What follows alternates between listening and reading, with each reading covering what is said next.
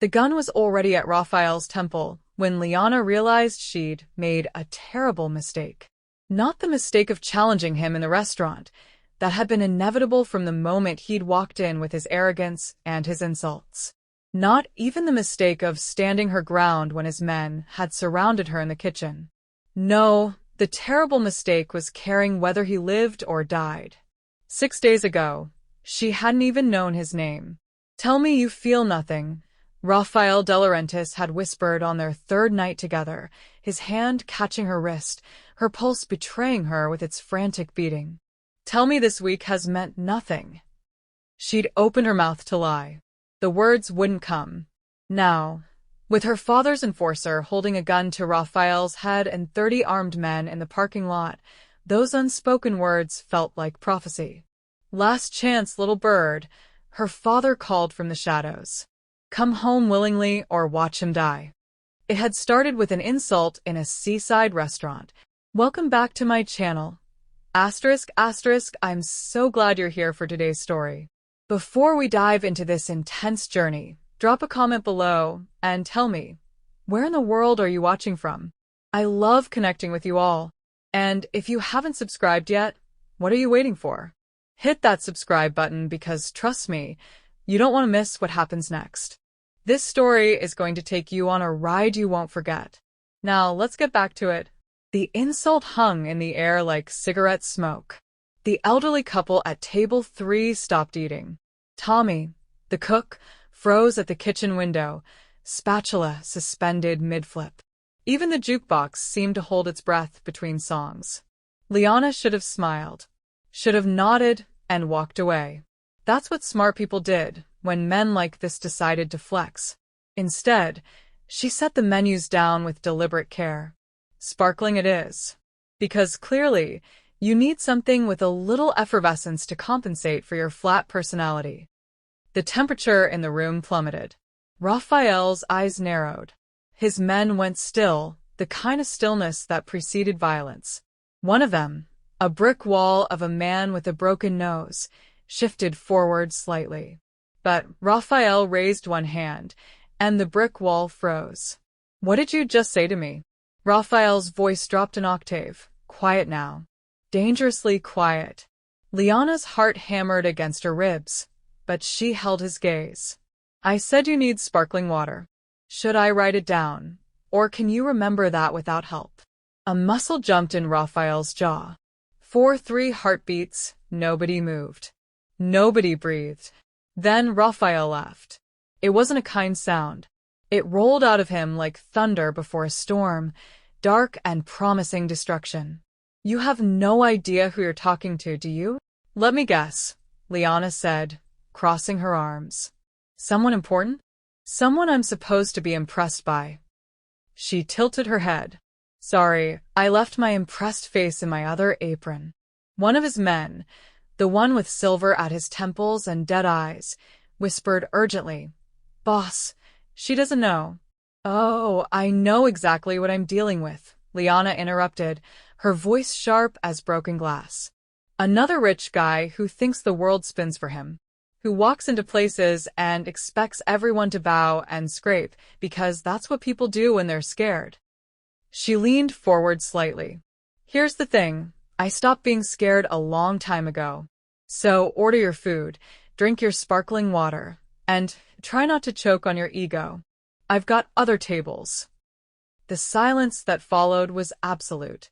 Raphael stared at her like she was a puzzle written in a language he'd never encountered. His expression shifted, surprise, then something darker, something almost like fascination. "What's your name?" he asked softly. "Not interested," Liana replied. "That's an unusual name. And you're an unusual level of annoying. We all have our crosses to bear." She pulled out her notepad. "Now, are you ordering, or are you just here to waste my time and your money?" Raphael's lips curved into something that wasn't quite a smile. It was sharper than that. "More dangerous. You just made a very big mistake, waitress."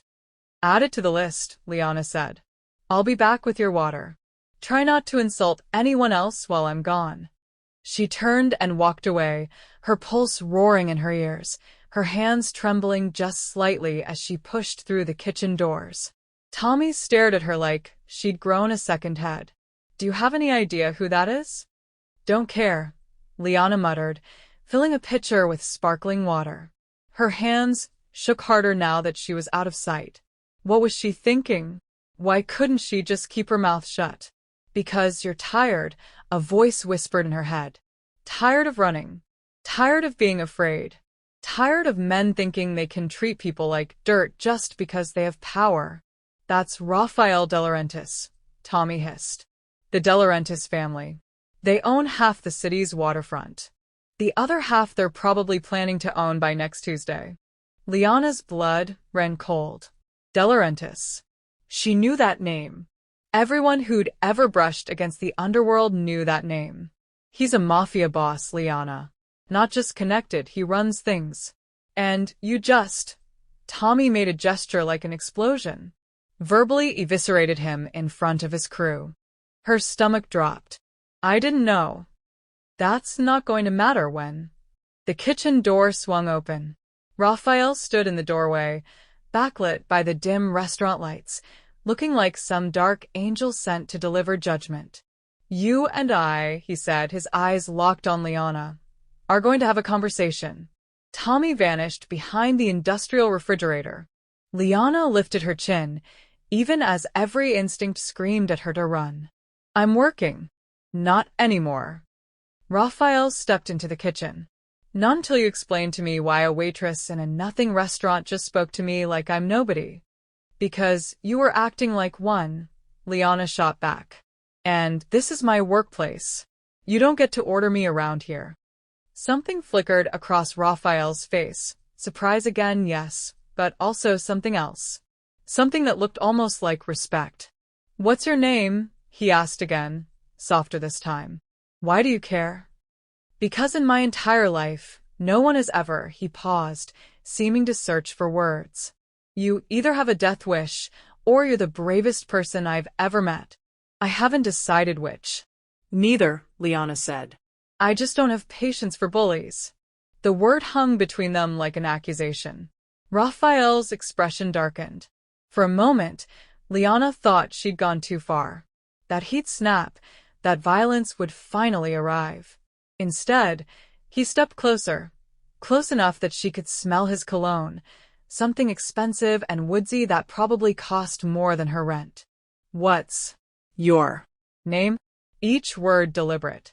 "Liana," she said finally. "Liana Cole. Happy now?" Raphael studied her face like he was memorizing it. "No," he said quietly. "But I will be." Then he turned and walked out of the kitchen, leaving Liana standing there with a pitcher of sparkling water and the growing realization that she'd just changed the trajectory of her entire life. Liana didn't sleep that night. She lay in her small apartment above the hardware store, staring at water stains on the ceiling that looked like continents she'd never visit, and replayed every second of the encounter. The way Raphael's eyes had darkened when she challenged him. The lethal stillness of his men. The moment she'd called him a bully and watched something crack in his carefully constructed armor. Stupid, she told herself. So incredibly stupid. She'd spent 3 years building this quiet life. 3 years waitressing, keeping her head down, pretending to be nobody. And in one explosive moment, she'd thrown it all away for what? Pride? Principle? Some misguided sense that she could stand up to a man who probably had people killed before breakfast? Her phone buzzed on the nightstand. 2:47 a.m. Unknown number. "Don't answer it," Reason whispered. She answered it. Liana Cole. Raphael's voice, smooth and dark even through the tinny speaker. "You're awake. How did you get this number?" "I get everything I want." A pause. Eventually, she should hang up. Should block the number, pack her bags, disappear again like she'd done before. What do you want? To apologize. Of all the things she'd expected, that wasn't one of them. Liana sat up, pulling the thin blanket around her shoulders. "Excuse me? I was rude. Unnecessarily so." He sounded almost genuine. You were right. I walked in acting like I owned the place, treating you like you were beneath me. That was wrong. Are you dying? Liana asked. Having a stroke? Did someone hit you over the head after you left? A low chuckle. No. I'm simply not accustomed to being called out on my behavior. It was enlightening. Enlightening. She tested the word, tasting skepticism. Most people are too afraid to tell me the truth. You weren't. That's rare. Background noise filtered through. Ice clinking in a glass. Distant music. It's also extremely foolish, but we'll address that later.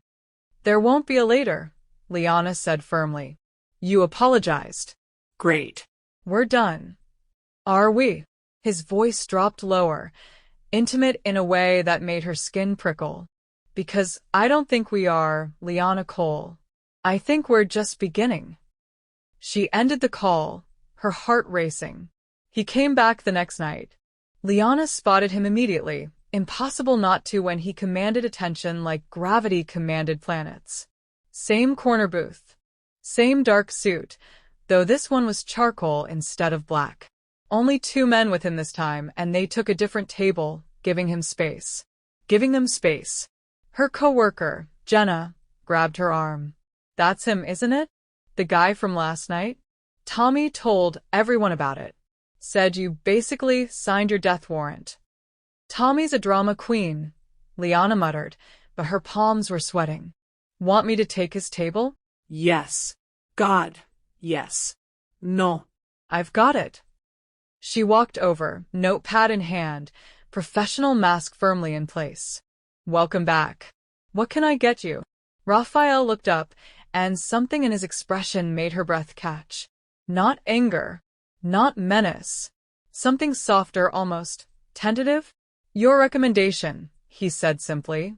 The fish special. Tommy actually knows what he's doing with seafood. Then I'll have that. He paused. Please. The word sounded foreign in his mouth, like he wasn't used to saying it. Probably because he wasn't. Anything to drink? Whatever you think I'd like. It felt like a test. Like he was asking her to see him, really see him, not just the reputation and the power and the threat. Liana studied him for a moment.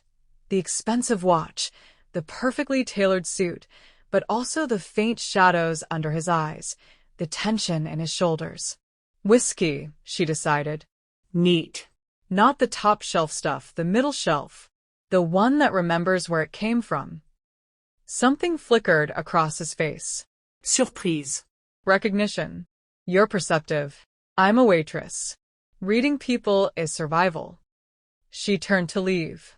Liana. She stopped but didn't turn around. Would you sit with me? Just for a moment. I'm working. I'll make it worth your while. He said it without arrogance this time, just quiet statement of fact. Please. There was that word again. Against every instinct screaming at her to run, Liana slid into the booth across from him. 5 minutes. Tell me about yourself. No. Why not? Because my life is none of your business. She kept her voice low, aware of curious eyes watching from other tables. You don't get to waltz in here, insult me, then suddenly decide you want my autobiography. Fair enough. Raphael leaned back, studying her with those midnight eyes. Then tell me why you weren't afraid last night. Who says I wasn't? Your hands. They didn't shake until after you walked away. Your voice never wavered. Your eyes never dropped. He tilted his head slightly. You've dealt with dangerous men before. Liana's stomach clenched. Too perceptive. Way too perceptive. I've dealt with bullies. Same thing, different tax bracket. Is that what you think I am? A bully? Aren't you? If you're loving the stories so far, do me a favor, drop a comment below, and tell me what you think of Raphael so far. Is he redeemable, or is Liana playing with fire? And don't forget to subscribe if you haven't already. We're just getting started. Asterisk, asterisk. Raphael was quiet for a long moment, his fingers drumming once against the table. Yes, he said finally. I suppose I am. Or I was. I'm not sure anymore. The honesty startled her. Why are you really here? Liana asked. Because I haven't been able to stop thinking about you since you walked away. He said it simply, like admitting the sky was blue. Because in a life where everyone tells me what I want to hear, you told me what I needed to hear. Because you looked at me like I was just a man, not a monster or a myth. You don't know me, Liana said quietly. You don't know anything about me. Then let me learn. Why? The question came out sharper than she intended. Why me? You could have anyone. Models, actresses, socialites who'd kill for your attention. None of them would tell me I have a flat personality, Raphael interrupted, lips quirking. None of them would risk their lives to put me in my place. None of them would be real. Liana shook her head. You're romanticizing one confrontation. People don't change because someone stands up to them once. That's not how life works. Maybe not, but maybe it's how it starts. She should leave. Should get up and walk away and never look back. But something in his expression held her there, vulnerability, carefully masked but visible if you knew how to look. And Liana had always known how to look. I can't do this, she said finally, sliding out of the booth. Whatever you think this is, whatever you want it to be, I can't. I have a life I've built, and it doesn't include getting tangled up with. With what? A monster? With complications, Liana finished. I've had enough of those to last a lifetime. She walked away before he could respond, her heart hammering, very aware that she was lying to herself. Because the truth was simpler and more terrifying. She wanted to stay, wanted to sit in that booth and let him ask questions and maybe even answer some. Wanted to see if the vulnerability in his eyes was real or just another weapon in his arsenal. And that wanting was the most dangerous thing of all. Raphael came back every night for a week. He never pushed, never demanded, just ordered his meal, ate quietly, left a tip that made Liana's eyes water, and watched her move through the restaurant like he was memorizing the way she existed in the world. It should have been creepy. Somehow, it wasn't. He's obsessed with you, Jenna whispered on night 5. Like, full-on stalker obsessed. He's just eating dinner, Liana protested weakly. At the same restaurant. Every single night. Staring at you like you're the only person in the room. Jenna leaned against the counter. Also, did you know he bought Tommy a new industrial oven? Just showed up with it yesterday. Said the old one was insufficient for the quality of food being served. Liana's jaw dropped. He did what? Tommy cried. Actual tears. It's a $15,000 oven, Liana. That night, Liana marched to Raphael's table before he could even order. We need to talk. Outside. Now. Raphael's eyebrows rose, but he stood smoothly, following her out onto the deck that overlooked the marina. The night air was cool, salt-tinged, the sound of water lapping against hulls providing a rhythm to her anger. You can't do this, she said the moment they were alone. Do what? This. The tips, the oven, showing up every night. You can't just throw money around and expect me to what? Fall at your feet? Be impressed. Raphael stepped closer, and she smelled that cologne again, the one that made her think of dark forests and dangerous choices. That's not why I did it. Then why? Because Tommy's a good cook working with terrible equipment. Because you work too hard for too little. Because I can help, so I did. His voice was calm, reasonable. Is that so terrible? Yes. Liana's hands balled into fists. Because it comes with strings. Everything comes with strings when you're involved. I don't want your money or your help or your attention. I want you to leave me alone. Liar. The word hung between them, quiet and devastating. You want me here, Raphael continued, his eyes searching hers. You watch for me every night. I see you check the door. See the way your expression changes when I walk in. Not fear, Liana. Relief. Like some part of you has been waiting. You're delusional. He caught her wrist, gentle but firm, and the contact sent electricity racing up her arm. Tell me you feel nothing. Tell me this past week has meant nothing. Tell me you haven't wondered what might happen if you stopped running. Liana opened her mouth to deny it, to lie, but the words wouldn't come, because he was right. She had been waiting, had found herself disappointed on the rare occasions when she thought he might not show, had caught herself wondering what his laugh sounded like when it was real, not that dark thunder from their first meeting. This is insane, she whispered. You're a mafia boss. I'm a waitress. We don't. People like us don't. Don't what? Connect? Feel something real? Raphael's thumb brushed across her pulse point, where her heart betrayed her with its frantic beating. I've spent my whole life surrounded by people who want something from me. Power. Protection. Money. You want nothing. You want me to leave. And somehow that makes me want to stay more than anything I've ever. The gunshot cracked through the night like breaking bone. Raphael moved before Liana could scream, pulling her down behind the deck railing as wood splintered where his head had been seconds before. His body covered hers, protective and solid, as more shots rang out. Rapid fire, professional, meant to kill. Stay down, he growled, already moving, a gun appearing in his hand from somewhere inside his jacket. Liana's training kicked in, the training she'd sworn she'd never use again. She rolled left, toward the deck stairs, staying low. Raphael fired twice, controlled bursts toward the marina parking lot where muzzle flashes lit the darkness. Liana, don't. Raphael's voice, sharp with command and something else. Fear? But she was already moving, her body remembering what her mind had tried to forget. She hit the stairs, took them 3 at a time, then circled around the building's far side.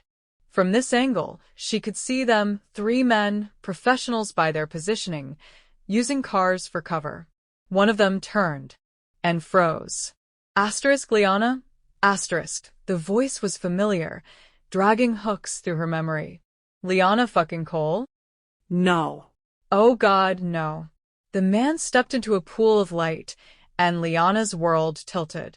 Scar running down his cheek. Cold eyes. She knew that face. Had seen it in nightmares for 3 years. Boss, the man called out, not lowering his weapon. We got a problem. The girl. She's Nikolai Volkov's daughter. The shooting stopped. Everything stopped. Raphael appeared at the deck's edge, his gun still raised, his expression unreadable. But his eyes found Liana's across the distance, and she watched understanding dawn like a brutal sunrise. You're Volkov, he breathed. The name that had haunted her. The name she'd spent 3 years running from. The name that meant death and blood, and a father who'd rather see her dead than free. Liana Cole wasn't real. She was a ghost, a fiction, a desperate attempt to be someone else. Her real name was Liana Volkov, and she'd just dragged Rafael De Laurentiis into the middle of a war she'd been hiding from since the night she'd betrayed her own family to save her soul. Asterisk, what did you think of that twist? Drop your reactions in the comments. I want to hear your theories about what happens next. And if you haven't subscribed yet, now's the perfect time. This story is about to get even more intense. Asterisk. The standoff lasted 5 seconds that felt like 5 hours. Raphael's gun remained trained on the scarred man. Dmitri, Liana's memory, supplied unwillingly. Her father's enforcer. His executioner. The man who'd put bullets in anyone Nikolai Volkov deemed disloyal. Including, apparently, runaway daughters. Lower your weapons, Raphael said, his voice carrying command that made even Dmitri hesitate. Now. With respect, De Laurentiis, this doesn't concern you, Dmitri called back. The girl belongs to us. Walk away, and we'll forget you were here. The girl has a name. Raphael's jaw clenched. And she doesn't belong to anyone. Liana's legs trembled. She should run. Should disappear into the night and never look back. But her body wouldn't cooperate. Frozen between fight and flight, between the past and whatever impossible future she'd been stupid enough to imagine. You don't understand what she is, Dmitri continued, lowering his gun slightly, a gesture of negotiation, not surrender. What she did. Nikolai wants her back. Alive, preferably. But he'll settle for closure. Closure. Raphael's laugh was bitter. That's a polite word for murder. That's family business. Then I'm making it my business. Raphael stepped forward, fully visible now, completely exposed. Dmitri's men shifted, fingers tightening on triggers. Liana stays with me. You go back to Nikolai and tell him the De Laurentiis family has claimed sanctuary for her. The words sent shockwaves through the parking lot. Sanctuary was sacred in their world, ancient law that even blood feuds respected. Usually, you'd start a war over a waitress? Dmitri's scarred face twisted with disbelief. I'd start a war over her, Raphael corrected quietly. Yes. Liana found her voice finally, broken and desperate. Raphael, don't. You don't know what I've done. I don't care. He didn't look at her, keeping his eyes on Dmitri. Whatever it is, whatever happened, it doesn't change this moment. She stole from him, Dmitri said, voice hardening. Took something that wasn't hers and disappeared. 3 years, Nikolai's been looking. 3 years of insult, of disrespect. I took myself, Liana shouted, anger finally burning through fear. I took my own life back from a monster who treated me like property, who would have married me off to solidify an alliance like I was a bargaining chip instead of a human being. The truth spilled out, raw and jagged. Raphael's expression flickered, surprise, then something darker. Understanding. Konstantin Morozov, he said softly. Your father was going to marry you to that psychopath. Liana's silence was confirmation enough. Konstantin Morozov, brutal, sadistic, a man who'd buried 3 wives already under suspicious circumstances. Her father's choice for her future. Her nightmare in human form. So she ran, Raphael continued, pieces clicking together. Took whatever leverage she could and disappeared. That about right? She took information, Dmitri corrected. Names. Routes. Financial records. Enough to destroy half of Nikolai's operations if it got into the wrong hands. And has it? Raphael asked. Silence. Has any of that information surfaced in 3 years? Has anyone used it against Volkov? More silence. Then maybe, Raphael said, voice dropping to something dangerous. She just wanted to disappear. Maybe she took insurance and never cashed it in because she wanted nothing more than to be left alone. Maybe her boss should have considered that before sending executioners after his own daughter. Boss, one of Dmitri's men started. We're leaving, Dmitri interrupted, jaw tight. But this isn't over. Nikolai will hear about the sanctuary claim. He'll have questions. He can ask them himself. I'll be waiting. Raphael's gun lowered finally. And, Dmitri? If I see you near Liana again, sanctuary won't save you. Understand? Dmitri's eyes found Liana across the distance. For a moment, something almost like regret flickered there. You should have come home, little bird. Should have talked to him. This way. He shook his head. This way, everyone bleeds. They retreated to their car, movements smooth and professional. Engine roared to life. Taillights disappeared into the night. Only then did Raphael turn to Liana. She expected anger, betrayal. Instead, his expression was unreadable, carefully controlled. Are you hurt? No. Good. He holstered his gun. We need to go. Now. They'll report back, and Nikolai will make his next move within hours. Raphael, I'm sorry. I should have told you. Later. He was already moving, his hand finding hers, warm and solid and real. Right now, I need to get you somewhere safe. Raphael's car was a sleek black Mercedes that probably cost more than Liana had earned in her entire life. His men materialized from shadows, the brick wall from the first night, another lean man with calculating eyes. They moved with military precision, forming a protective formation around them. Enzo, sweep the perimeter. Luca, contact the house. Full security protocol, Raphael ordered, opening the passenger door for Liana. Nobody moves without my authorization. Boss, if Volkov's involved. Enzo, the brick wall, hesitated. Then we prepare for war. Raphael's voice was steel. But we do it smart. Go. Inside the car, leather seats, and the soft glow of the dashboard. The engine purred to life, powerful and quiet. Raphael drove with focused intensity, checking mirrors, taking random turns, tradecraft she recognized too well. Where are we going? Liana asked. My home. Safest place in the city. Raphael, you shouldn't be involved in this. Too late. He downshifted, taking a corner with practiced ease. I declared sanctuary. In our world, that's binding. I'm involved whether you want me to be or not. Liana's throat tightened. Why? Why would you do that? You barely know me. His hands flexed on the steering wheel. Because when those shots rang out, my first thought wasn't about cover or retaliation. It was making sure you didn't die. He glanced at her, midnight eyes reflecting dashboard light. Because somewhere in the past week, you became something I can't explain and won't apologize for. That's insane. Probably. A ghost of a smile. But I've built an empire on calculated risks.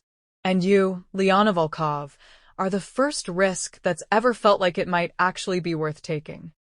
What do you think of Raphael's declaration? Is this the most romantic or most dangerous decision he could make? Drop your thoughts in the comments. And keep watching, we're heading into the heart of this story. Asterisk, asterisk. Raphael's estate sat behind iron gates and stone walls, a modern fortress disguised as luxury. Security cameras tracked their approach. Armed guards nodded recognition as the gates swung open. Welcome to my cage, Raphael said dryly, parking in front of a mansion that looked like it belonged in an architecture magazine. Gilded, comfortable, but still a cage. Inside, marble floors and artwork that probably belonged in museums. But Liana noticed other details, reinforced windows, security panels, the slight bulge under the jacket of a guard stationed near the stairs. The guest wing is yours, Raphael said, leading her through hallways that smelled of expensive wood polish. Full bathroom, stocked kitchen. My men will be stationed outside, but they won't disturb you. He opened a door to a suite that was bigger than her entire apartment. King bed with silk sheets. Windows overlooking gardens lit by subtle landscape lighting.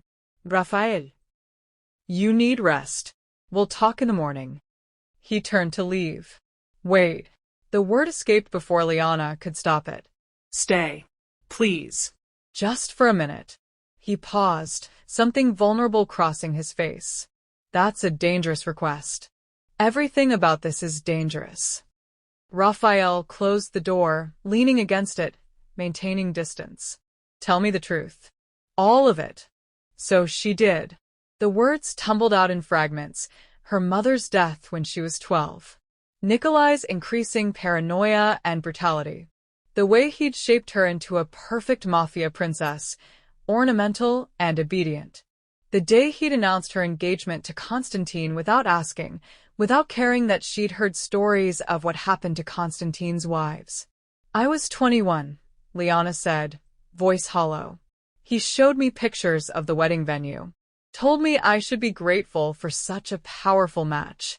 When I refused, he locked me in my room for a week. Said I'd learn obedience or learn pain. Raphael's hands clenched into fists. So I started planning. Took 6 months to copy enough records, to gather enough leverage that if he came after me, I could destroy him. She met Raphael's eyes. But I never used it. Never even looked at it again after I ran. I just wanted to disappear. To be nobody. To waitress and pay rent and live a normal, boring life where nobody owned me. And you did. For 3 years. Until you walked into my restaurant. Despite everything, Liana smiled slightly. Until I couldn't keep my mouth shut. I'm glad you couldn't. Raphael moved closer, sitting on the edge of the bed, careful to maintain space between them. That moment when you challenged me, that was the first real thing anyone had said to me in years. Maybe ever. Why? Liana asked. You could have anyone. Why fixate on me? Because you didn't want me. Didn't want my power or my money. You wanted me to leave. He laughed quietly. Do you know how rare that is? How intoxicating. That's not healthy. Nothing about my life is healthy. I run an empire built on fear and violence. I've made decisions that keep me awake at night. But when you looked at me in that kitchen and called me a bully, he shook his head. You saw through everything to the truth. And instead of running, you challenged me to be better. They talked until dawn painted the windows gold.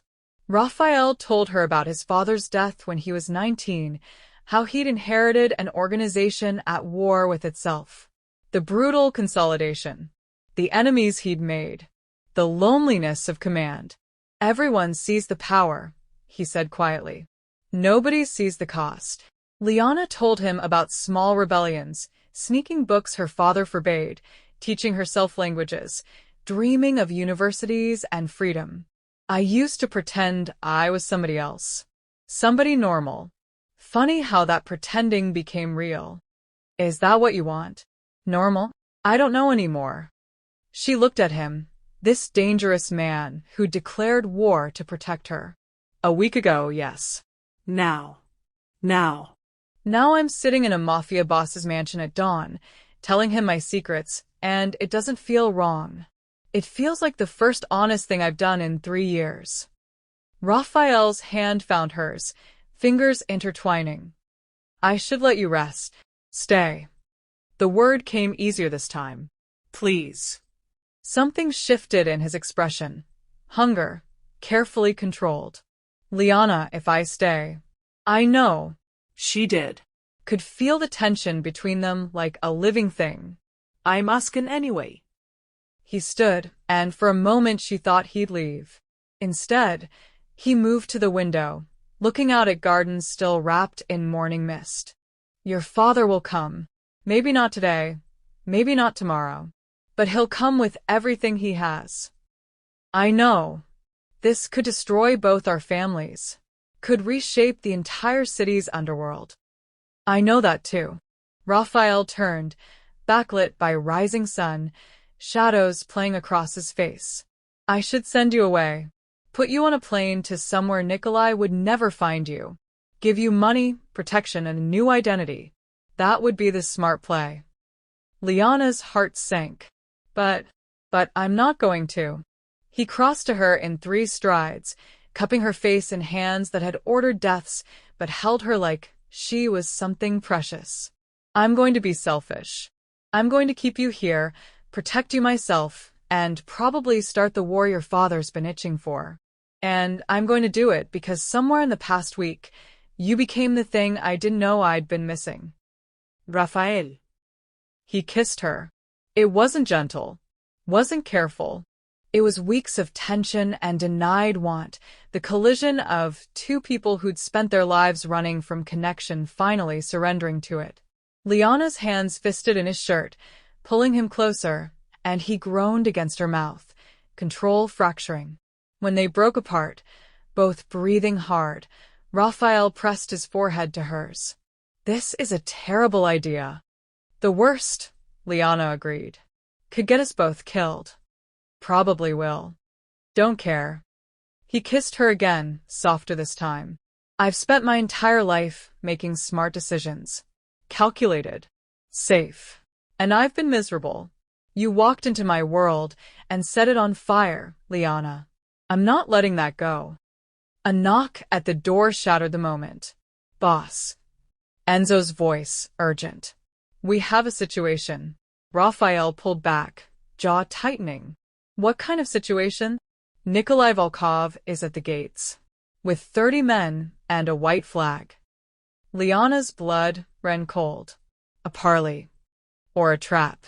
Raphael's expression hardened back into the Mafia boss she'd first met. Stay here. Lock the door. Don't come out until I send for you. Raphael, if my father's here, then I'll handle it. He cupped her face again, quick and fierce. Trust me. Please. She wanted to. God, she wanted to. But she'd spent 3 years knowing exactly what her father was capable of. Be careful, she whispered. Always. A ghost of his real smile. Well, starting now. Then he was gone, the door clicking shut behind him, leaving Liana alone with the rising sun and the growing certainty that everything was about to change. Because Nikolai Volkov didn't do parleys. He did executions. And he'd just brought 30 men to Raphael's gates. Asterisk, this is getting intense. What do you think Nikolai wants? Can Raphael protect Liana from her own father? Comment below with your predictions. And if you're not subscribed yet, hit that button. You don't want to miss what happens when these two powerful men finally come face to face. Asterisk. Liana watched from the second-floor window as Raphael walked toward the gates alone. Not completely alone. Enzo and Luca flanked him at a distance, weapons visible but not drawn. But against 30 men, against her father's reputation for brutal pragmatism, it felt impossibly vulnerable. Don't be stupid, she whispered to the glass. Don't be a hero. But that's exactly what he was doing. Through the iron bars, she could see her father. Nikolai Volkov looked exactly as she remembered. Silver-threaded dark hair, sharp suit, the kind of face that could smile at a wedding and order a murder with the same expression. He stood beside a black SUV, hands clasped casually in front of him, the picture of civilized patience. Liana knew better. She'd seen those hands break a man's fingers one by one for skimming profits. Had watched him sip wine while listening to someone beg for mercy he'd never grant. Her father didn't do mercy. He did power. The intercom on the wall crackled to life. Raphael must have activated the external speakers. She heard his voice, steady and controlled. Volkov. This is unexpected. Is it? Her father's accent was slight, refined, the kind cultivated in expensive international schools. You claim sanctuary for my daughter. That requires conversation. Conversation. Not an armed convoy. Would you have opened your gates otherwise? Nikolai's smile was thin. We both know the rules, De Laurentiis. Sanctuary claims must be negotiated in good faith. I'm here in good faith. Your men stay outside. Of course. I'll bring 2. You may have the same. Raphael hesitated. Liana could see the calculation, the risk assessment. Finally, he nodded. Agreed. The garden pavilion. Neutral ground. Acceptable. Liana's hands gripped the windowsill. This was wrong. Everything about this felt wrong. Her father didn't negotiate. He maneuvered, manipulated, waited until your guard dropped, and then struck like a snake. She should stay here. Should trust Raphael to handle it. Instead, she found herself moving toward the door. The garden pavilion was an open-air structure with marble columns and a view of reflecting pools. Beautiful and exposed. Nowhere to hide. Nowhere to run. Smart choice for a parley. Liana approached from the eastern path, staying in the shadows of ornamental trees. She could see them now, Raphael and Enzo on one side, her father and 2 of his men on the other. A small table between them, like this was a business meeting instead of a powder keg. She looks well, Nikolai was saying as Liana crept closer. Working as a waitress, I understand. Quite a fall from the life I provided. The life you chose for her, Raphael corrected. Not the one she wanted. Children don't always know what they want. That's why they have parents to guide them. She's not a child. She's 24 years old. She's my daughter. My blood. My property, by every law that matters in our world. Nikolai's voice hardened slightly. You know this, De Laurentiis. Sanctuary is sacred, yes, but it has limits. Family claims supersede it. Not when the family poses a threat. A threat? Nikolai laughed, sharp and humorless. I'm her father. I want her home, safe, where she belongs. You want her married to Konstantin Morozov, a man who's buried 3 wives. Silence fell heavy. I see she's been telling stories, Nikolai said finally. Dramatic ones. Liana always had an active imagination. She has scars on her wrists, Raphael said quietly, and Liana's stomach dropped. How did he know? When had he the hospital records?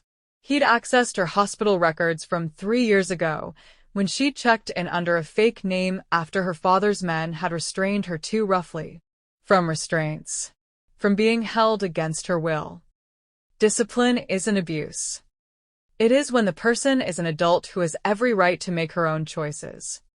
Nikolai stood abruptly, his men tensing. You lecture me about rights?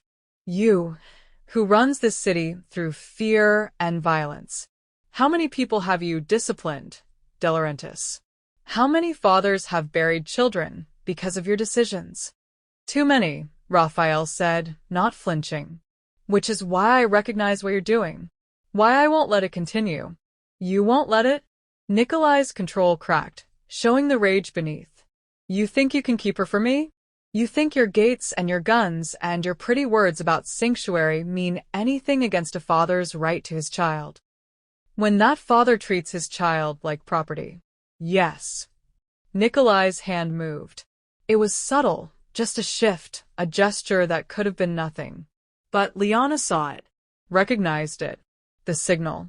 Raphael, move, she screamed, breaking from cover. Everything exploded at once. Gunfire erupted from the walls. Nikolai's men weren't all at the gates. Some had already infiltrated, hidden among the landscaping, waiting for the signal. Enzo went down, blood blooming on his shoulder. Luca returned fire, pulling Raphael behind the pavilion's marble column. And her father smiled. Hello, little bird, Nikolai said calmly, as if bullets weren't tearing through the garden. You've caused quite a bit of trouble. More guards poured from the mansion, Raphael's men, armed and organized. The firefight intensified, deadly and chaotic. But Nikolai's men were positioned perfectly, had the high ground, had been planning this for hours. Liana realized with sick certainty. The parley was always a distraction. You never intended to negotiate, she said. Of course not. But I needed him distracted, needed his guards focused outward. Nikolai gestured, and 2 of his men grabbed Liana's arms before she could run. I needed you to feel safe enough to make a mistake. Let her go. Raphael's voice, raw with fury. He emerged from cover, gun raised, but Nikolai's men immediately trained their weapons on him. Drop it or she dies, Nikolai said simply. Your choice. Raphael's eyes met Liana's across the chaos. She saw the calculation, the desperate search for options. She shook her head minutely. Asterisk don't. Save yourself, asterisk. He dropped the gun. Wise. Nikolai nodded to his men. Secure him. Kill anyone who resists. No. Liana struggled, but the hands on her arms were iron. You said you wanted me alive. Ido. Him? He's a complication. Nikolai's expression was cold, businesslike. One I'll resolve permanently. Time seemed to slow. Raphael on his knees, zip ties cutting into his wrists. His men pinned down or injured. Blood on marble. Her father's calculated satisfaction. This was her fault. She'd brought this destruction. Had been stupid enough to think she could have something real, something good, without the past destroying it. I'll go with you, Liana said, words tumbling out desperately. Willingly. I'll marry Konstantin, I'll do whatever you want. Just let him live. Please. Raphael's head snapped up. Liana, no. Shut him up, Nikolai ordered, and one of his men struck Raphael across the face. Blood split his lip, but he kept his eyes on Liana, silently begging her not to do this. I mean it, Liana continued, voice breaking. You want obedience? Control? You'll have it. Completely. I'll never run again. Just spare him. Nikolai studied her, head tilted. You care for him. After a week. How sentimental. Do we have a deal or not? Her father walked closer, until he stood directly in front of her. Up close, she could see the coldness in his eyes, the complete absence of paternal warmth. You know what I think, little bird? I think you're lying. I think the moment I spare him, you'll find a way to escape again. You're resourceful, I'll give you that. I won't. So here's my counteroffer. Nikolai pulled a gun from inside his jacket, casual as pulling out a wallet. You come home willingly, marry Constantine, and become the obedient daughter you should have been. And in exchange, I'll make his death quick. Painless. A mercy. The world tilted. No deal. Nikolai pressed the gun to Raphael's temple. Then I make it slow. Start with his kneecaps. Work my way up. Let you watch every moment, knowing you could have prevented it. I need you all to drop a comment right now. What would you do in Liana's position? This is the impossible choice. Let me know your thoughts, and don't forget to subscribe because the next part is going to change everything. Asterisk, asterisk. Raphael's voice cut through her paralysis. Liana, listen to me. De Laurentiis, I'd save your breath. Nikolai started. 3 years ago, Raphael continued, ignoring him, eyes locked on Liana. You made a choice. You chose freedom over safety. You chose yourself over what was expected. Don't unmake that choice now. Not for me. Not for anyone. I can't let you die, Liana whispered. And I can't let you sacrifice yourself. Blood trickled from his split lip, but his voice was steady. Strong. You told me your father treats you like property. Prove him wrong. Choose yourself again. How touching, Nikolai said. But ultimately pointless. Liana, decide. Now.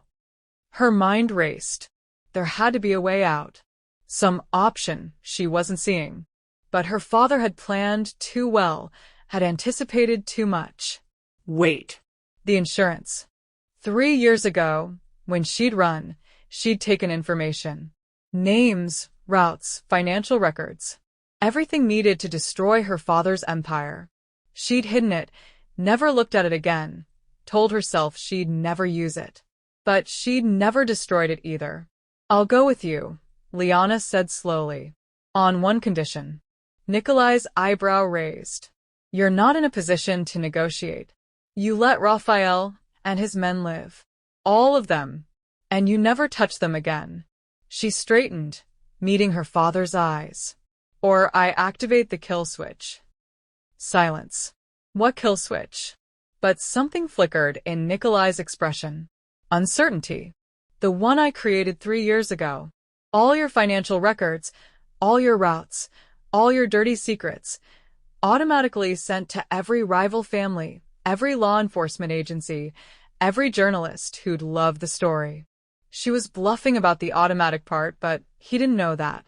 I set it to require a check-in every 72 hours. If I don't check in, it activates. If I die, it activates. If I'm imprisoned or coerced, it activates. You're lying. Am I? Liana tilted her head.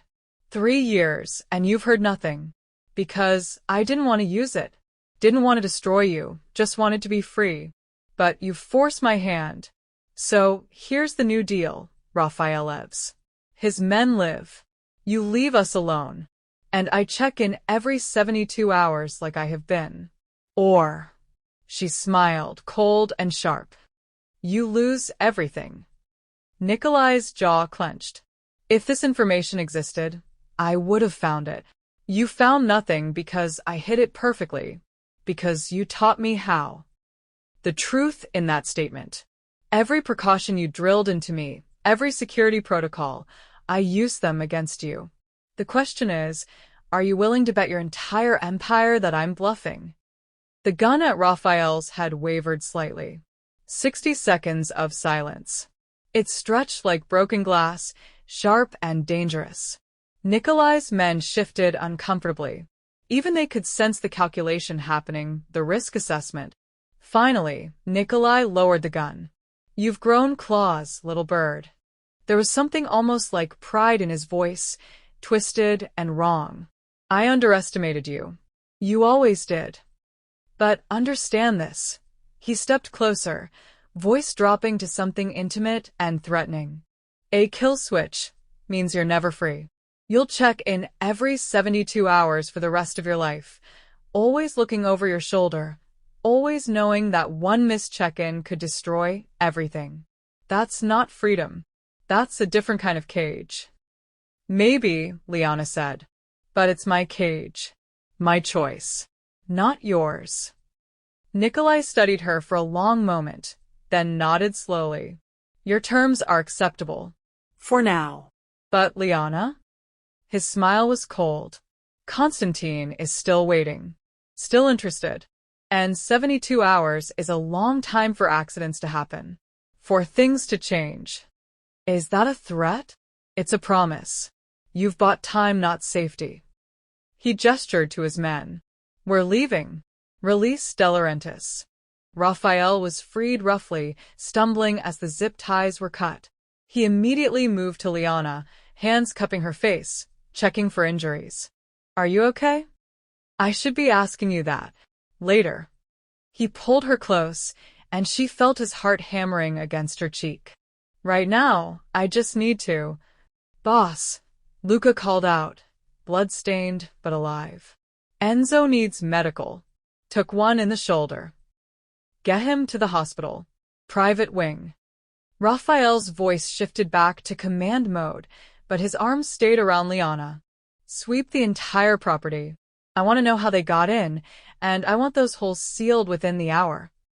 Nikolai's convoy was already moving toward the gates, black SUVs gliding away like sharks retreating. But his final words hung in the air like smoke. 72 hours. The next hours blurred together. Medics arrived for Enzo and the other injured. Security teams swept every inch of the estate, finding listening devices, camera hacks, evidence of surveillance that had been happening for days. Raphael's rage was cold and controlled, but Liana could see it simmering beneath the surface.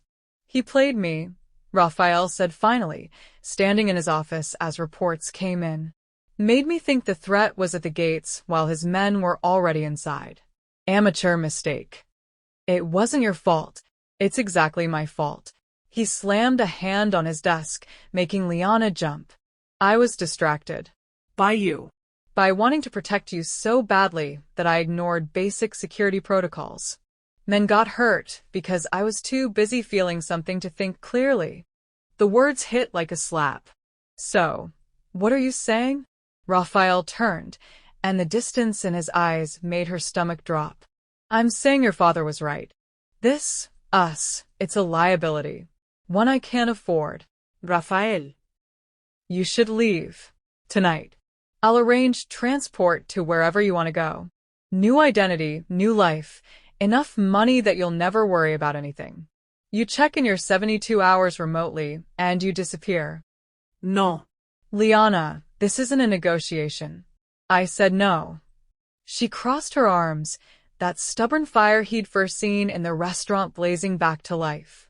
You don't get to make that decision for me. Someone has to make the smart decision, and apparently it won't be you. But his voice cracked slightly on the last words. The smart decision? Liana laughed, bitter and broken. The smart decision was walking away from you after that first night. The smart decision was never sitting in that booth, never answering your calls, never letting myself, she cut off, throat tight. Never letting yourself what? Care. The word exploded out of her. I spent 3 years building walls, telling myself I'd never let anyone in, that caring was weakness and attachment was danger. And then you walked into my restaurant with your arrogance and your broken soul, and you made me feel things again. Made me want things I'd given up on. And now you want me to leave because it's dangerous? Everything about this is dangerous. Everything about caring is dangerous. But I'm done running from it. Raphael stared at her, something crumbling behind his eyes. You don't understand. I understand perfectly.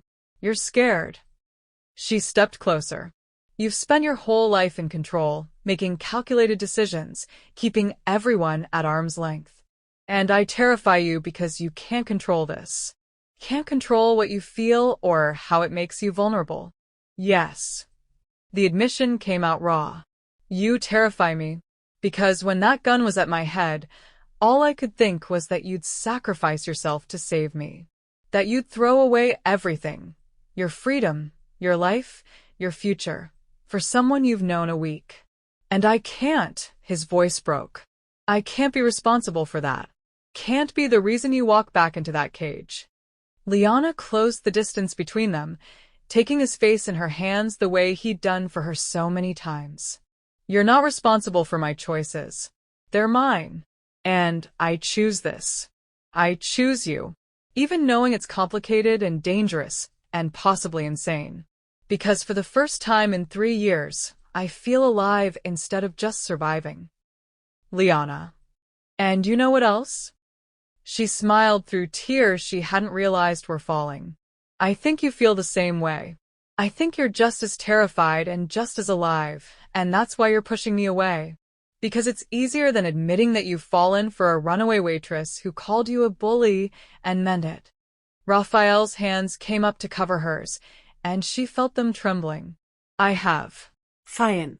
Completely. It's the most reckless thing I've ever done. Then be reckless with me.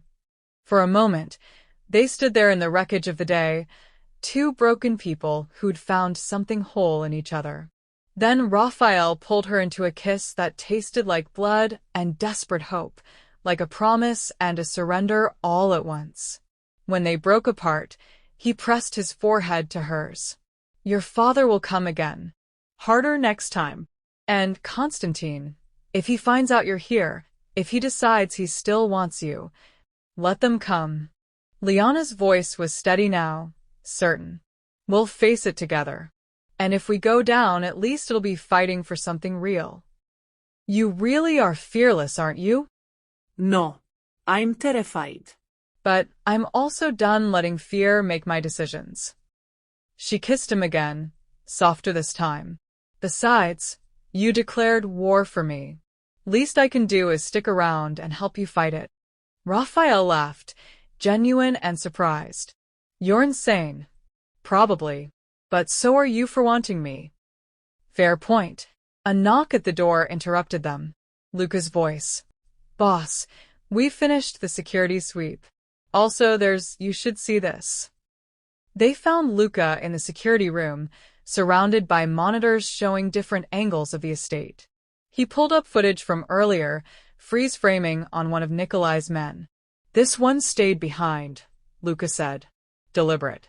He wasn't trying to hide, it's like he wanted to be seen.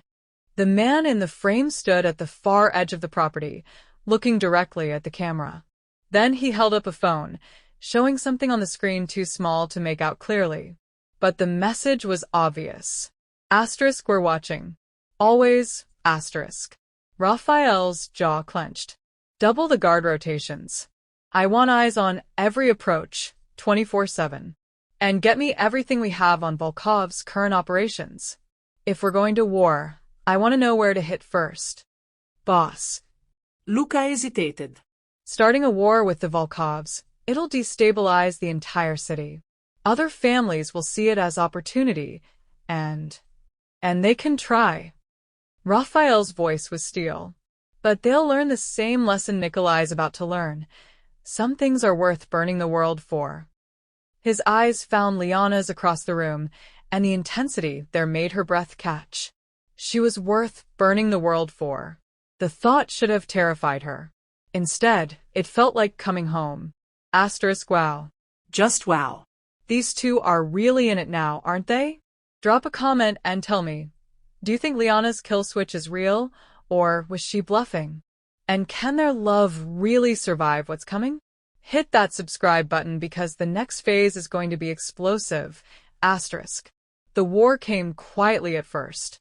Over the next 48 hours, Nikolai's moves were surgical, subtle disruptions to Raphael's shipping routes, whispered rumors to rival families about weakness, about a mafia boss compromised by a woman. Nothing overt enough to call an open declaration, but death by 1,000 cuts.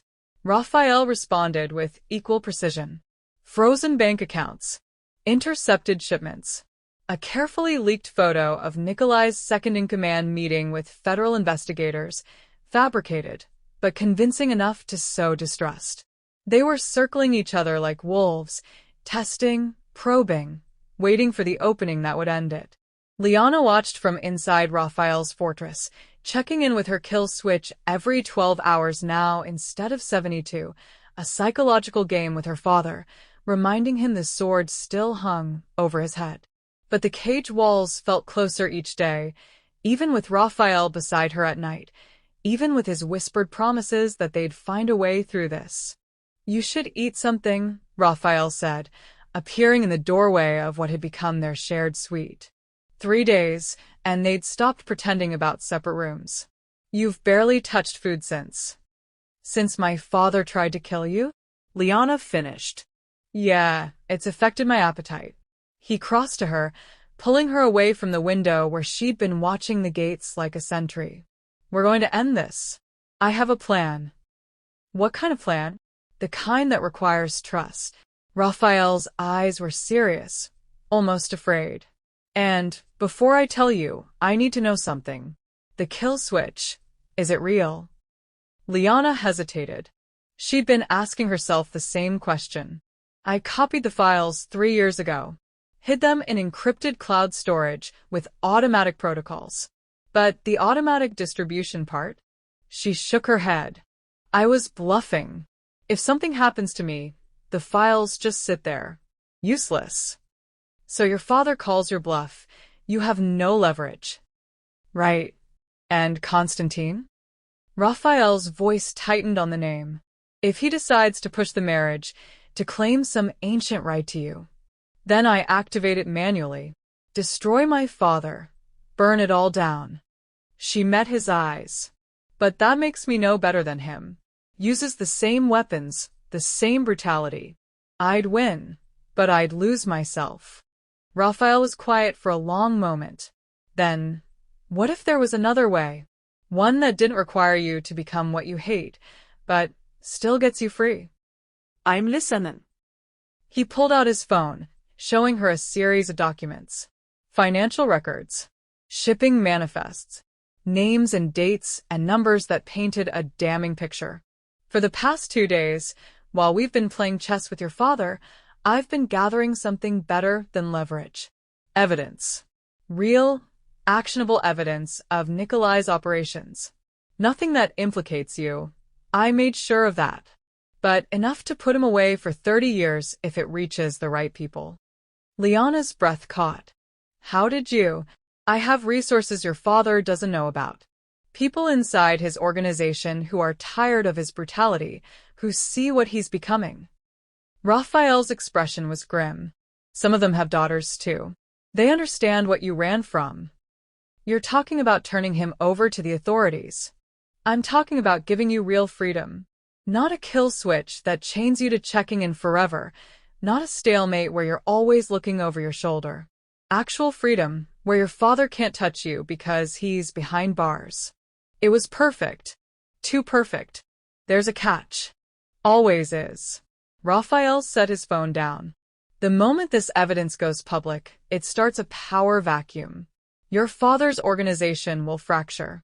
Other families will move in to claim territory. It'll be chaos, violent, bloody chaos. And some of that blood will be on my hands for starting it. You do that? Destabilize the entire underworld just to free me?" "Yes." "No hesitation." "But I won't do it without your consent. This is your choice, Liana. Your life. Tell me what you want." She looked at the documents, then at Raphael, then out the window at the world that had been her prison for so long. What did she want? Safety. freedom, a life where she chose her own path. And him.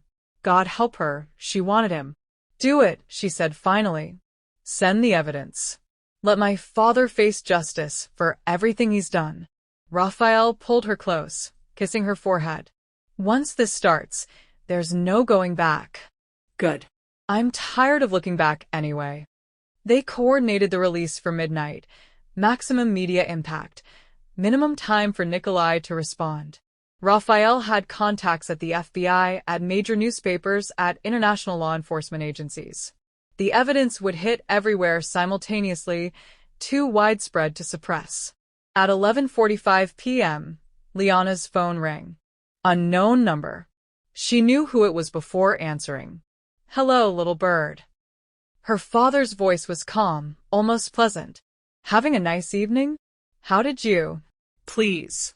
You think I don't have people everywhere? Think I didn't notice De Laurentiis sniffing around my operations? Nikolai laughed softly. I've known for 2 days what you're planning. Liana's blood ran cold. Raphael, across the room coordinating with his team, looked up sharply at her expression. If you knew, why didn't you stop it? Because I wanted to see if you'd actually do it. If you'd actually destroy your own family for some fantasy of freedom. A pause. And now I have my answer. Father. You were always ungrateful. Your mother spoiled you, made you think you were special instead of teaching you your place. I tried to correct that, but clearly I was too gentle. Too forgiving. Gentle? Liana's voice cracked. You locked me in a room for a week. You were going to force me to marry a monster. I was going to give you power, position, everything a woman in our world could want. The rage finally broke through his controlled exterior. Instead, you threw it away to play waitress and whore for some rival boss who'll discard you the moment you're inconvenient. Raphael crossed the room in 3 strides, hand extended for the phone. Liana pulled it away, shaking her head. This was hers to finish. You're wrong about him, she said quietly. And you're wrong about me. I'm not property. Not yours, not anyone's. And in 15 minutes, the whole world is going to know exactly what kind of man you really are. 13 minutes, Nikolai corrected. I'm watching the clock too. And I have a counteroffer for you. I'm not interested. Constantine is here with me. He'd like to speak with you. The phone switched hands. A new voice, smooth and oily, made her skin crawl. Liana. It's been too long. Konstantin Morozov. The man who'd haunted her nightmares for 3 years. I have nothing to say to you, she managed. But I have something to show you. Background noise shifted, doors opening, someone whimpering. Do you remember Kara? Your friend from university? The one who helped you run. No. Oh God, no. Konstantin, if you hurt her, that depends entirely on you. 12 minutes now. You have until midnight to make a choice. Send that evidence, destroy your father, and Kara pays the price. Or, his voice dropped to something intimate and possessive. You come to me willingly. Marry me as originally planned. And Kara goes home to her family unharmed. Liana's legs gave out. Raphael caught her, taking the phone from nerveless fingers. Morozov. This is De Laurentiis. Ah, the rival suitor. How romantic. Konstantin's laugh was acid. Tell me, are you willing to trade Liana's friend's life for your revenge? Because that's the choice you're giving her. Raphael's expression was stone, but Liana saw the calculation, the desperate search for options. You're bluffing. You don't have anyone. Don't I? More whimpering, then a voice, definitely Kara's, begging. 10 minutes, De Laurentiis. Decide. The line went dead. Drop a comment right now, what would you do? Save the friend or expose Nikolai? This is the impossible choice, and I need to hear your thoughts. And make sure you're subscribed because the ending is going to blow your mind. Asterisk, asterisk. We can't send it, Liana said immediately. If Kara dies because of me. If we don't send it, you're trapped forever. Raphael gripped her shoulders. Liana, think. Constantine and your father are working together now. Even if you marry him, there's no guarantee Kara stays safe. No guarantee you stay alive. I can't gamble with her life. You're gambling with yours. Then that's my choice. Tears streamed down her face. I won't have another death on my conscience. I won't. Raphael's phone buzzed. He glanced at it, and something shifted in his expression. Luca just sent coordinates.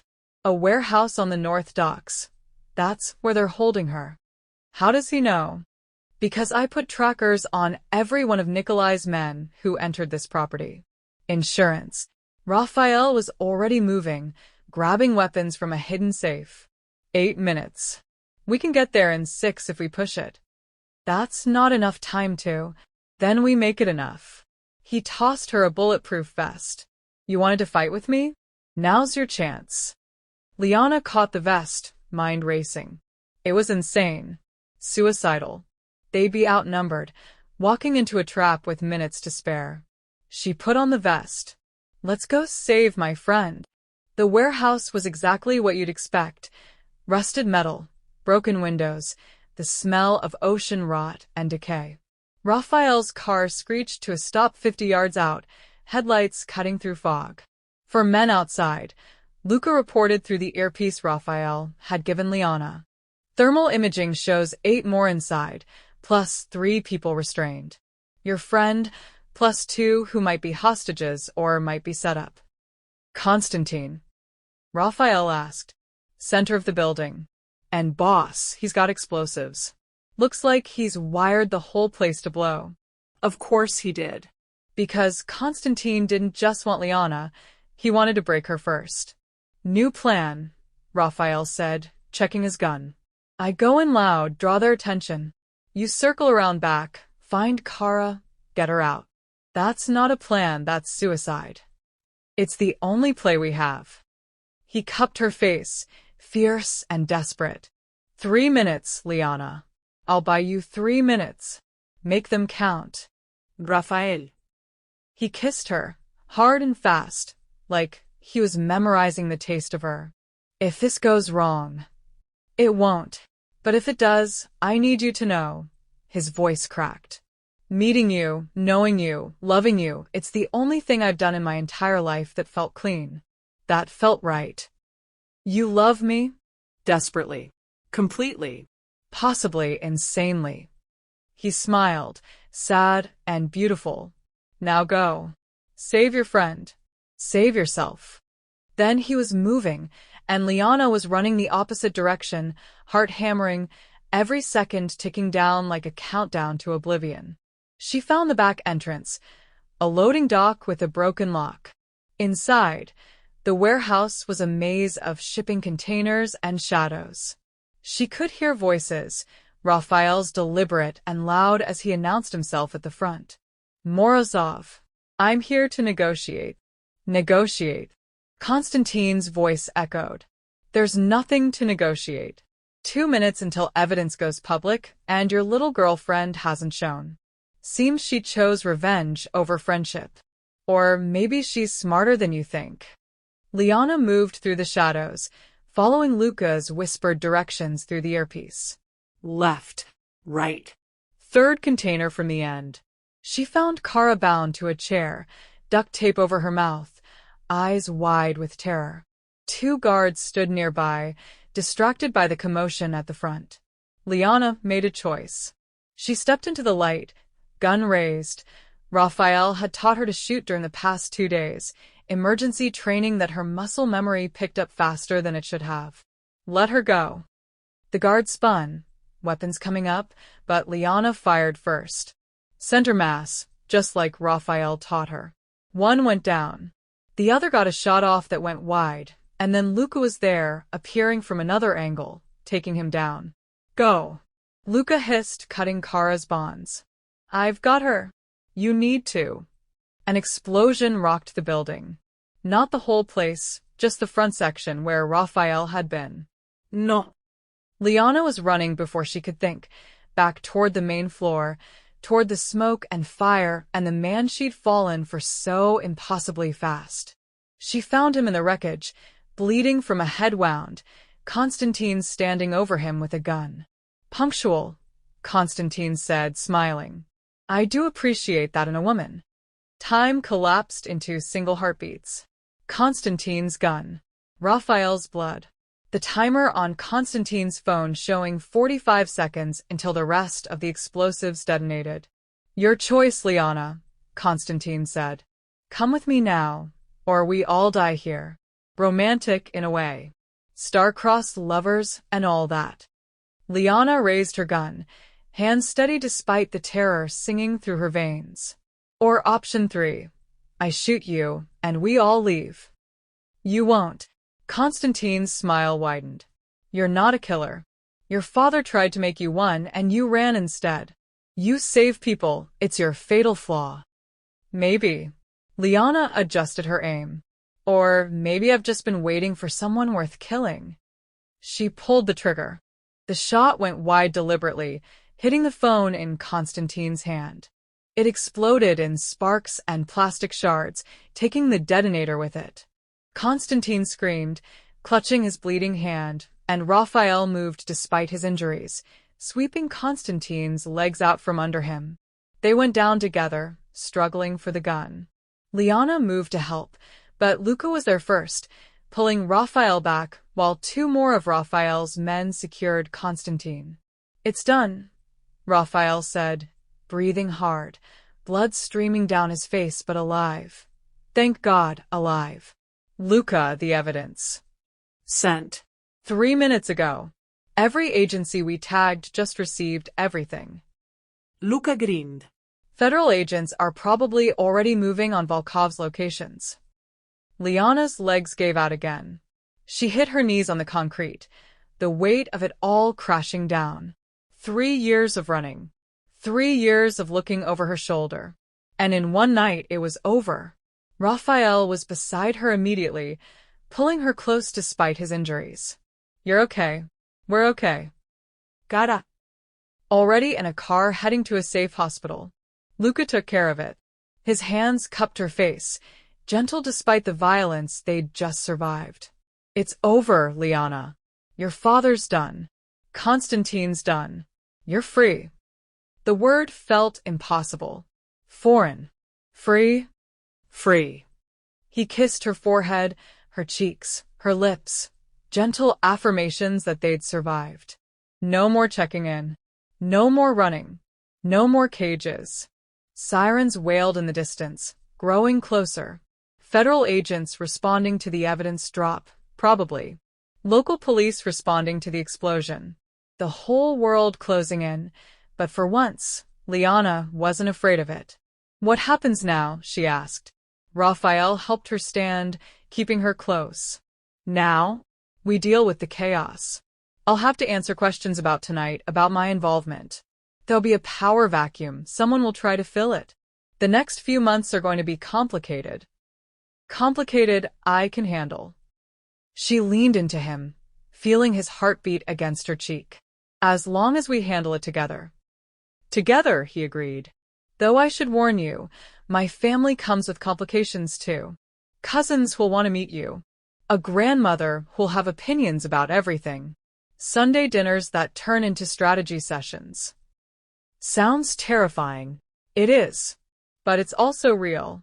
Messy and loud and real. He tilted her chin up, eyes serious. I can't offer you normal, Liana. Can't promise safety or simplicity. But I can promise you choice. Freedom to be whoever you want to be.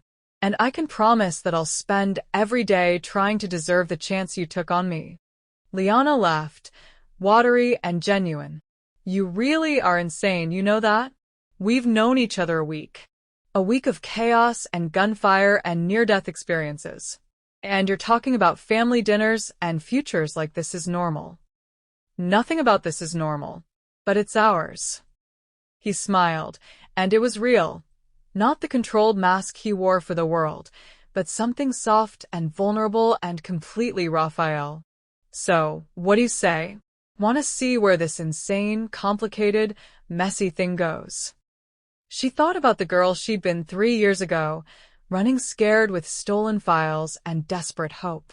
thought about the waitress she'd become, hiding behind invisibility and carefully constructed walls. And she thought about who she might become now, not Nikolai's daughter, not a Mafia princess, not even just Liana Cole. Someone new. Someone free. Yes, she said. Let's see where it goes. They kissed there in the wreckage, surrounded by smoke and sirens and the debris of their old lives. And it felt like an ending. But mostly it felt like a beginning. 6 months later. The trial was everything the media had hoped for. Scandal, corruption, powerful men brought low. Nikolai Volkov faced 32 federal charges. Konstantin Morozov faced even more, including kidnapping and attempted murder. The evidence Raphael and his team had gathered was airtight, devastating. Liana testified once, briefly, about her father's attempt to force her into marriage. She kept her voice steady, her eyes dry, and when it was over, Raphael was waiting outside the courthouse to take her home. Not to the fortress. He'd sold that. Too many bad memories. Instead, they'd bought a house on the coast, modern and open with windows that looked out at the ocean. A place where you could see threats coming, but that didn't feel like a prison. Kara visited often, still recovering but healing. She'd forgiven Liana for everything. You literally saved my life, you idiot. What's to forgive? And had started dating Luca, much to everyone's amusement. Raphael's organization had indeed shifted in the power vacuum, but he was steering it toward legitimate business, still powerful, still connected, but cleaner. It was slow work, full of compromises and difficult choices, but he was trying. They both were. I got you something, Raphael said one evening, finding Liana on their deck watching the sunset. He handed her an envelope.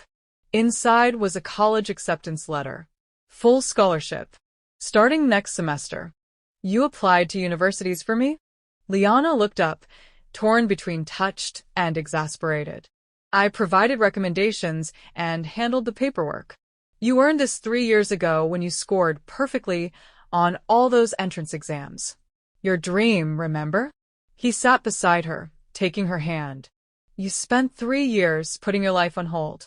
Time to start living it. Liana read the letter again, the words blurring slightly. What if I'm terrible at it? What if I don't fit in with normal college students? Then you figure it out. That's what freedom means, the freedom to try, to fail, to change your mind. Raphael kissed her knuckles. I'll be here either way, supporting whatever you choose. Even if I choose to become a boring accountant. Especially then. Someone needs to understand our taxes. She laughed, and it felt easy, natural. The kind of laugh that came from being known completely and accepted anyway. I love you, she said, not for the first time, but it still felt new every time she said it. You know that, right? Ido. Raphael pulled her closer. And I love you, my brave, impossible, beautiful waitress who told me I had a flat personality. Still true sometimes. Probably always will be. He smiled. Good thing you're here to keep me honest. They sat there as the sun painted the sky in shades of orange and gold, two people who'd found each other in fire and chaos and somehow built something real from the ashes. The future was uncertain. It always would be. But they'd face it together, making their own choices, writing their own story. No more cages. No more running. Just freedom and love and the endless possibility of tomorrow. And there you have it. Liana and Raphael's journey from enemies to lovers, from trapped to free, from alone to together. What did you think of their ending? Was it everything you hoped for? Drop your comments below. I love hearing which moments were your favorites. And if you enjoyed the story, please hit that subscribe button. We have so many more stories coming, and I don't want you to miss a single one. Share this with someone who loves a good mafia romance, and I'll see you in the next story. Until then, remember, sometimes the best love stories start with someone brave enough to challenge you. Stay strong, stay brave, and keep fighting for your freedom. Love you all. ****